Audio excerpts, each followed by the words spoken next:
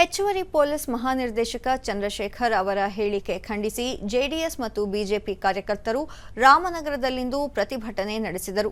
JDS ವರಿಷ್ಠ ಕೇಂದ್ರ ಸಚಿವ ಎಚ್.ಡಿ. ಕುಮಾರಸ್ವಾಮಿ ಅವರ ಕುರಿತು ಎಡಿಜಿಪಿ ಹಂತದ ಅಧಿಕಾರಿಯ ವ್ಯಾಖ್ಯಾನಗಳು ಶಿಷ್ಟಾಚಾರದ ಉಲ್ಲಂಘನೆಯಾಗಿದೆ ಎಂದು ಪ್ರತಿಭಟನಾಕಾರರು ಆಕ್ಷೇಪಿಸಿದರು. ರಾಮನಗರದ ಐಜೂರು ವೃತ್ತದಲ್ಲಿ ಎರಡೂ ಪಕ್ಷಗಳ ಕಾರ್ಯಕರ್ತರು ಘೋಷಣೆ ಕೂಗಿ ತಮ್ಮ ಪ್ರತಿಭಟನೆ ವ್ಯಕ್ತಪಡಿಸಿದರು.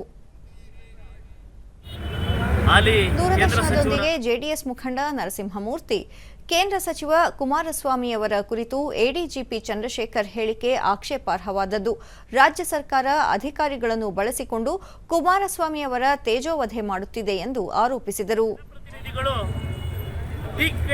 ಮಾಡಿದಾಗ ಅದನ್ನ ಪ್ರತಿಕ್ರಿಯಿಸೋದಕ್ಕೆ ಅಂತ ಆಡಳಿತ ನಡೆಸ್ತಾ ಇರ್ತಕ್ಕಂಥ ಮುಖ್ಯಮಂತ್ರಿನೋ ಉಪಮುಖ್ಯಮಂತ್ರಿನೋ ಸಚಿವರುಗಳು ಬಂದು ಪ್ರತಿಕ್ರಿಯೆ ನೀಡಬೇಕು.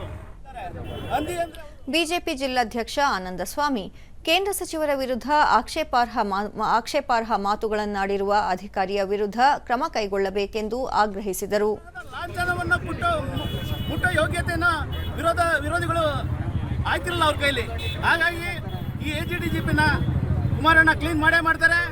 ನಮ್ಮ ಕೇಂದ್ರ ಗೃಹ ಸಚಿವರು ಇವ್ರನ್ನ ವಾಪಸ್ ಕರ್ಕೊಳ್ತಾರೆ, ಇಲ್ಲ ಸಸ್ಪೆಂಡ್ ಮಾಡಬೇಕು ಅಂತ ನಾವು ನಮ್ಮ ಕೇಂದ್ರ ಸಚಿವರಲ್ಲಿ ಮನವಿ ಮಾಡ್ತಾ ಇದ್ದೇವೆ.